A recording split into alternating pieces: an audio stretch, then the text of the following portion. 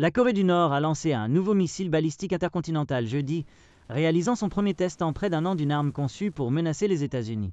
Le test a eu lieu quelques jours seulement avant les élections présidentielles de novembre aux États-Unis. Le leader nord-coréen Kim Jong-un a ordonné le test du missile et était présent sur le site de lancement. Il a qualifié le test de nécessaire action militaire pour démontrer la détermination de la Corée du Nord à répondre aux ennemis qui ont menacé la sécurité du Nord, a déclaré le ministère de la Défense de ce pays dans un communiqué. Les États-Unis, la Corée du Sud et le Japon ont identifié le missile comme un ICBM et ont condamné son lancement, affirmant qu'il augmente les tensions. La Corée du Nord a confirmé le test du missile quelques heures après que ses voisins ont confirmé son lancement, déclarant qu'il s'agit d'un nouveau missile, plus rapide, capable de frapper les États-Unis. La Corée du Nord ne changera jamais sa position sur le renforcement de ses forces nucléaires, a déclaré Kim Jong-un.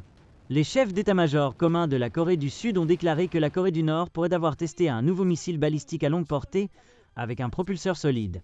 Les missiles à propergol solide sont plus faciles à déplacer et à cacher et peuvent être lancés plus rapidement que ceux à propergol liquide. Le porte-parole des chefs d'état-major a déclaré que le lancement pourrait avoir été effectué pour donner à la Corée du Nord une position plus forte dans les négociations à venir et qu'il a été planifié pour coïncider avec les élections américaines. Le ministre de la Défense du Japon a déclaré aux journalistes que la durée de vol du missile de 86 minutes et l'altitude maximale de plus de 7000 km dépassaient les données des tests de missiles précédents de la Corée du Nord.